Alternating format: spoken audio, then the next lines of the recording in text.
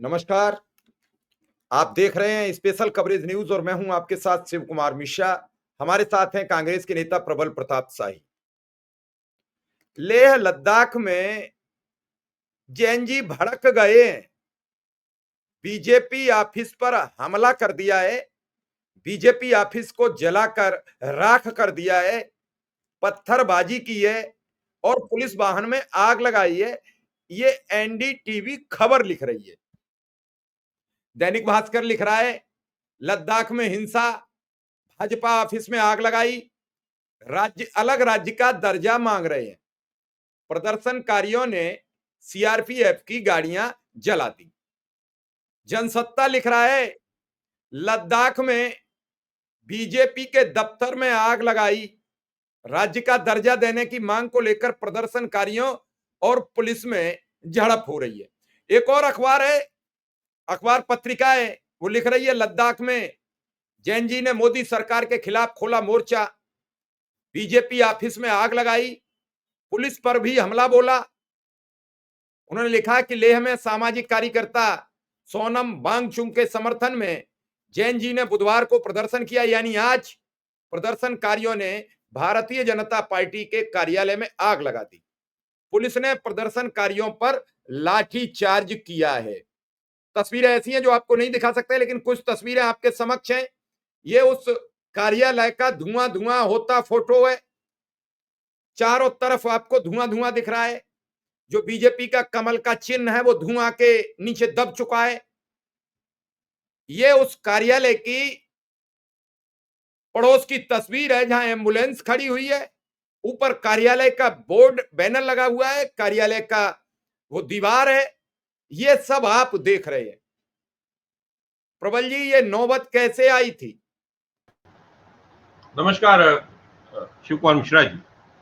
देखिए ये मौजूदा जो भी घटनाक्रम है, इसके लिए पूर्ण रूप से अगर कोई जिम्मेदार है तो वह नरेंद्र मोदी और अमित शाह और उसकी सरकार। क्योंकि 2019 में जब धारा 370 हटाया जम्मू कश्मीर और लेह लद्दाख से, तो नरेंद्र मोदी की सरकार ने और वर्तमान के गृह मंत्री ने वादा किया था जम्मू कश्मीर की जनता से भी और लेह लद्दाख और कारगिल की जनता से भी कि हम आने वाले समय में पूर्ण राज्य का दर्जा देंगे। पिछले कई वर्षों से सोनम वांगचुक जो सामाजिक कार्यकर्ता और लेह की जनता, लद्दाख की जनता, कारगिल की जनता पूर्ण राज्य के दर्जे को लेकर आंदोलनित है शांतिपूर्ण तरीके से। लगातार कई बार वो अनशन पर भी रहे, हजारों लोगों का मार्च निकला और यही नहीं रुके, वह लेह लद्दाख से वो पदयात्रा करते हुए दिल्ली के राजघाट तक आए थे, आपको याद होगा, और उनको पुलिस ने डिटेन किया था और वह कई महीने, एक आध महीने तक वो दिल्ली में ही रुके रहे, दिल्ली में ही रुके रहे अपनी बात को करने। वो उनकी बात सुनी, फिर उनको वापस जाना पड़ा।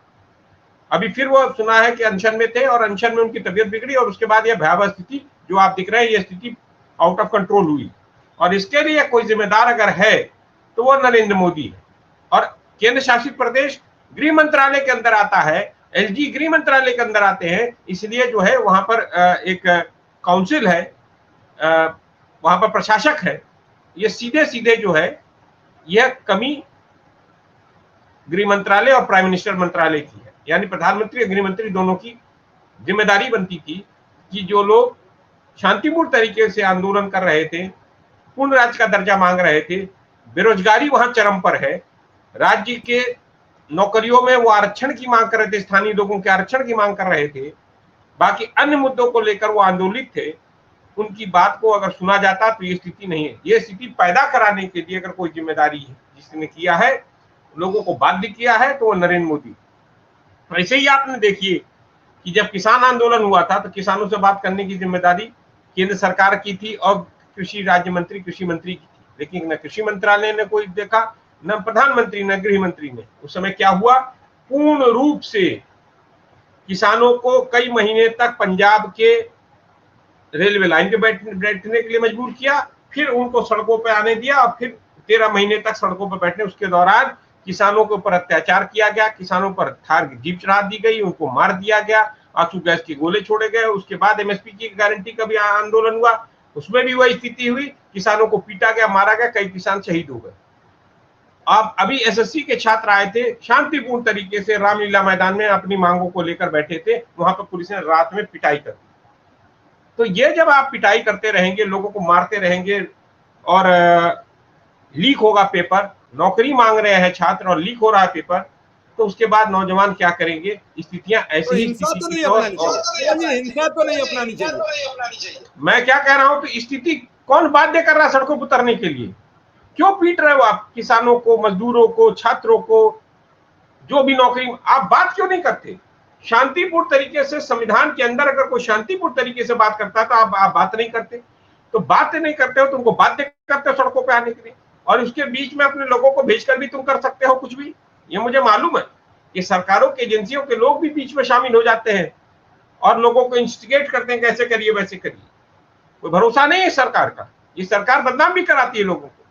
लेकिन जो मौजूदा समय है, ये मौजूदा समय देश के लिए ठीक नहीं है, जब 45 साल में सबसे बड़ी बेरोजगारी है, महंगाई अपने चरम पर है, सरकार कोई ऐसा फैसला नहीं कर रही है कि लोगों को महंगाई से भी मुक्ति मिले। अभी कहा जीएसटी कम हो गया, हमको तो नहीं लगा कि दूध का दाम 1 रुपया कम हुआ, ब्रेड का दाम कम हुआ, बिस्किट का दाम कम हुआ, कहीं कुछ नहीं कम हुआ, सब तो वैसे ही बिक रहा है।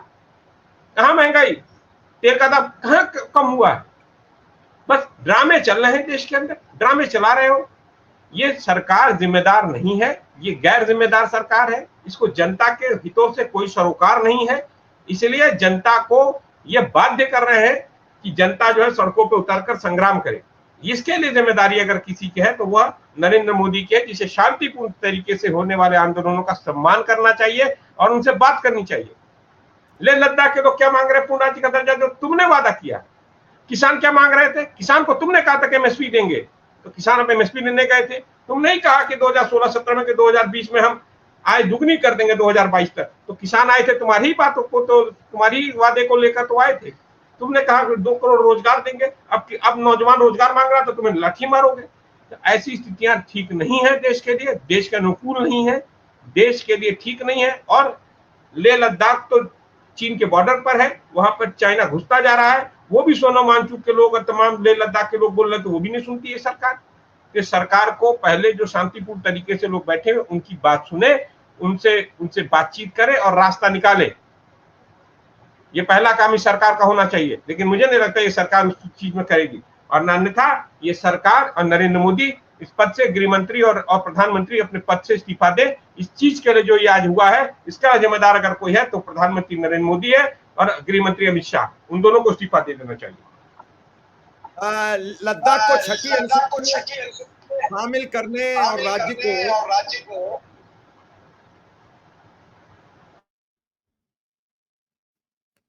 को राज्य का दर्जा देने की मांग को लेकर एक आंदोलन चल रहा था, वो आज बुधवार को हिंसक हो गया। उत्साही प्रदर्शनकारियों ने पुलिस के साथ झड़प की, अधिकारियों पर पथराव किया और भारतीय जनता पार्टी के कार्यालय को आग लगा दी। पुलिस ने भीड़ को तितर-बितर करने के लिए आंसू गैस के गोले छोड़े, लाठीचार्ज किया। ये प्रदर्शनकारी सोशल एक्टिविस्ट सोनम वांगचुक के समर्थन में विरोध प्रदर्शन कर रहे हैं। वांगचुक पिछले 15 दिनों से भूख हड़ताल पर बैठे हैं। वांगचुक की अगुवाई में प्रदर्शनकारियों की 4 मांगे हैं। पहली, लद्दाख को पूर्ण राज्य का दर्जा मिले। दूसरी, लद्दाख को संविधान की छठी अनुसूची में शामिल किया जाए। तीसरी की कारगिल और लेह की लोकसभा सीट बनाएं।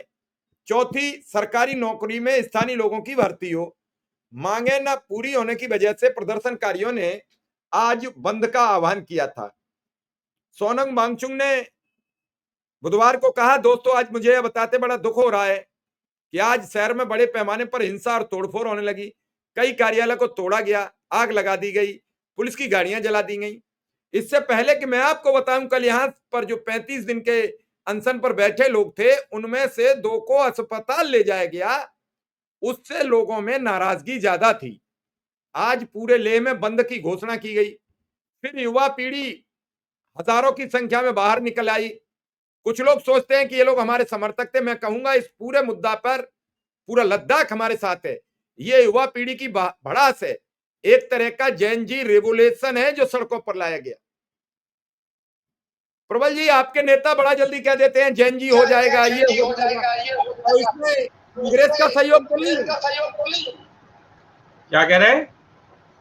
राहुल गांधी कह रहे थे कि नेपाल जैसे भारत में हो जाएगा, तो ये शुरुआत तो नहीं करा दी? कांग्रेस तो नहीं इसमें लोगों को आगे बढ़ा रही है? देखिए, मौजूदा समय में जो एक बुजुर्ग प्रधानमंत्री है देश के अंदर, 75-80 साल का प्रधानमंत्री है, उसका वो युवाओं के 80 साल अपेक्षाओं के पर कैसे खरा हो नहीं उतरा। जाएंगे? 80 साल के कैसे हो जाएंगे? 75 वर्ष के हैं, 75वां जन्मदिन सभी सबसे मनाया गया है, तो 75 के ही रहेंगे, 80 के कैसे हो जाएंगे? मैंने कहा कि 75-80 वर्ष का जो एक बुजुर्ग प्रधानमंत्री है, वह हमारे युवाओं के भावनाओं के अनुरूप कार्य नहीं कर रहा है। नौजवान इस समय बेरोजगारी के से परेशान है, उसे रोजगार चाहिए, तो आप पेपर लीक देते हो उनकी जगह पे। वह सरकार बदलने के लिए वोट करता है तो वोट चोरी कर देते हो। वो महंगाई के खिलाफ वोट करता है तो वोट चोरी करके भाजपा को जितवा देता है, ये ज्ञानेश कुमार देशद्रोही। ये मौजूदा समय में जो सरकारें चल रही हैं, ये देश के नौजवानों के एस्पिरेशंस के हिसाब से नहीं चल रही है, लेकिन किसके लिए काम कर रही हैं? अपने नेपो किड के लिए। अमित शाह, नरेंद्र मोदी का भतीजा, आईसीसी में प्रेसिडेंट बना दिया गया और उसको हजारों करोड़ का फायदा हो, इसलिए पाकिस्तान, जिसने हिंदुस्तान के 26 हमारी माताओं का, बहनों का मांग उजड़वाया अपने आतंकवादी बेचकर, उसके बाद ऑपरेशन सिंदूर में हमारे लोग शहीद हुए, उनके साथ मैच करवा। अडानी को 1 रुपए के दाम पर 10,000 एकड़ जमीन जो है अभी भागलपुर में दे दिया है नरेंद्र मोदी ने। अपने भतीजे अंबानी, अनंत अंबानी को वनतारा की जमीन दे दी है, वनतारा में जू लगा दिया है कि हाथी पालो, घोड़ा पालो, जो पालो वो पालो, दरियाई घोड़ा पालो। और देश का नौजवान जो देश के वासी है, उनका बेटा अगर सड़कों पर मांग कर रहा है तो उसको लाठियां मिल रही है, रोजगार अगर मांगने जा रहा है। अगर वो पेपर लीक के खिलाफ जा रहा है तो उसको पिटाई हो रही है। 15-15 घंटे नौजवान पढ़ते हैं लाइब्रेरियों में, कैसे कैसे स्थितियों में, परिस्थितियों में नौजवान पढ़ते हैं, लिखते हैं। गांव से, गरीब परिवारों से आते हैं, खेती किसानी से उनके बच्चे आते हैं, खेती किसानी के समाज से आते हैं लोग। चाहे चंडीगढ़ चले जाइए, चाहे वो उत्तर प्रदेश में लखनऊ चले जाइए, चाहे इलाहाबाद चले जाइए, चाहे बनारस चले जाइए, चाहे आप पटना चले जाइए, चाहे दिल्ली चले जाइए, चाहे भोपाल चले जाइए, नौजवान तैयारी करते हुए मिलता है आपको। और उसके उसके सपनों पर कुठाराघात कौन करती? मौजूदा सरकार कर रही है। उसके बाद वो मांग करने आते हैं कि हमको एसएससी में हमारी नौकरियां लगे, हमारा एग्जाम फेयर हो, तो आप उनको लाठियां बरसा देते हो। अब फिर आप कह रहे हो कि विपक्ष क्या कर रहा है? विपक्ष तो मुद्दे उठा रहा है, नौजवान को नहीं दिख रहा है। बाध्य कौन कर रहा है? एक बूढ़ा प्रधानमंत्री 80 साल का, जो अपने अडानी अंबानी के लिए काम करता है। उनके बच्चों के लिए, अमित शाह के बच्चे के लिए सारी व्यवस्थाएं हैं, गडकरी के बच्चे के लिए सारी व्यवस्थाएं, हजारों करोड़ रुपए कमा रहे हैं वो। और कुछ हजार अदद नौकरी के लिए नौजवान जो है तरस रहा है, उसके माँ बाप तरस रहे हैं, उनके बच्चों को पीटा जा रहा है, दुख नहीं होता है? नहीं, प्रबल जी, किसानों का नहीं, आपके बच्चा नहीं है क्या? आपके बच्चे को कल नौकरी नहीं मिलेगी तो आपको दुख नहीं होगा? कैसी परिस्थितियों में। और सुनिए, बाकी यूट्यूब का नौजवान, यूट्यूब पर पत्रकार बोले सच्चाई अगर सरकार को आईना दिखाए तो उसकी यूट्यूब को बंद, जैसे शिव कुमार मिश्रा, इनका स्पेशल कवरेज बंद कर दो, इनको नोटिस दे दो। इनको किसी से भी 50,000, 1 लाख रुपया, 2 लाख, कितना 3 लाख 4 लाख रुपया दिया था अभी एक संस्था को, उनसे ब्लैकमेल करवाओ ऐसे लोगों को। अडानी पे खबर दिखा दी तो अडानी के वीडियो डिलीट करो, क्योंकि अडानी इस देश का बाप है, सुपर प्राइम मिनिस्टर है।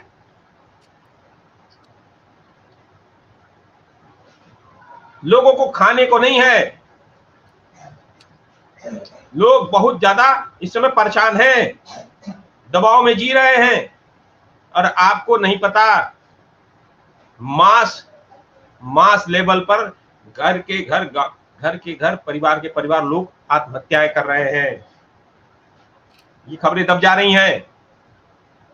कभी कभी आती हैं कि माँ बाप, छोटे बच्चे आत्महत्या कर लिए कि खर्चा नहीं चल रहा है, भूख है पेट, कब तक अपने बच्चों को देखे वो। इस देश में मौजूदा जो अर्थ व्यवस्था है उसको चौपट कर दिया नरेंद्र मोदी ने। ये बूढ़ा प्रधानमंत्री, 80 साल का बूढ़ा, इसका तो इस्तीफा देना चाहिए, और इसका जो गृह मंत्री उसका इस्तीफा देना चाहिए, इसकी पूरी सरकार को बर्खास्त कर देना चाहिए। चलिए, लेकिन लद्दाख में जो हो रहा है हिंसा तो नहीं होनी चाहिए। अरे भाई, जब लोग अनशन पर थे तो क्यों अनशन पर जाने दिया तुमने? क्यों नहीं बात सुन रहे हो? क्यों नहीं बातचीत कर रहे हो? और जब वहां पर नौजवान हैं, युवा हैं, युवाओं को कहां तक रोकोगे आप? हम और आप रुक जाएंगे। उसका कोई बाप होगा, किसी का ताऊ होगा, किसी का चाचा होगा, देख रहा होगा कि मेरा ताऊ, चाचा, बाप परेशान है, तो गर्म खून है, भड़क जाता है। हिंसा का हम कतई समर्थन नहीं करते, लेकिन उसको हिंसा करने के लिए मजबूर कौन कर रहा है? आज जो ये ईटा फेंका किसी नौजवान ने, क्यों फेंका? ये सवाल ये है कि सरकार, मौजूदा सरकार उनकी अपेक्षाओं पर नहीं है, निराश है वो जनता। जनता इस सरकार से निराश है। नहीं, मैं प्रबल जी 1 मिनट आपको रोकूंगा। लद्दाख में हिंसा जो हुई है उसमें 4 लोगों की जान चली गई है, 72 से ज्यादा घायल हुए हैं। राज्य का दर्जा मांग रहे प्रदर्शनकारियों ने भारतीय जनता पार्टी के ऑफिस में आग लगा दी है।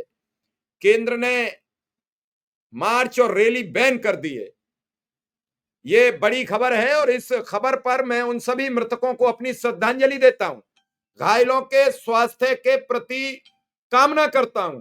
लेकिन मैं सभी लद्दाख वासियों से यह अपील करता हूं, स्पेशल कवरेज न्यूज की ओर से अपील करता हूं, अपने सभी टीम की ओर से अपील करता हूं, कृपया धैर्य बनाए रखें, शांति बनाए रखें। हिंसा किसी चीज का बचाव नहीं कर सकती, हिंसा के हम विरोधी हैं। आप अपनी धरना अहिंसक करिए, मांग करिए, लेकिन हिंसा ना होने पाए। ये जो 4 युवा इस दुनिया में नहीं रहे, इनकी कौन जिम्मेदारी लेगा? हिंसक ना बने, किसी भी घटना की हिंसा का विरोध करते हैं।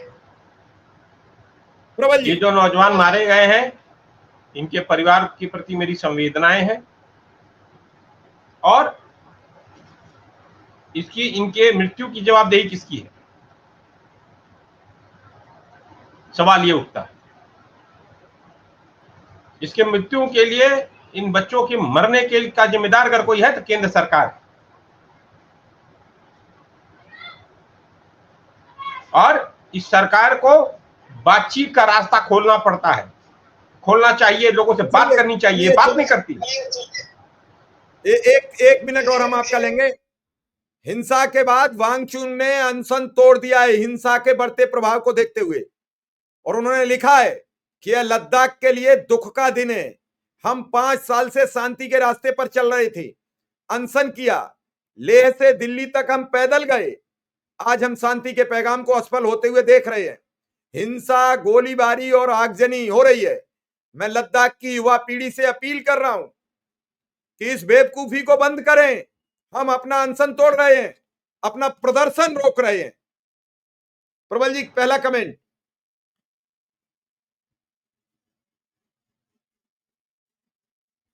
माइक खोलिए, माइक म्यूट आपका, माइक खोले। सोनम वांगचुक एक जिम्मेदार व्यक्ति है, जिम्मेदार नागरिक है। उन्होंने अपनी जिम्मेदारी समझते हुए निरस्त किया अपनी चीजों को।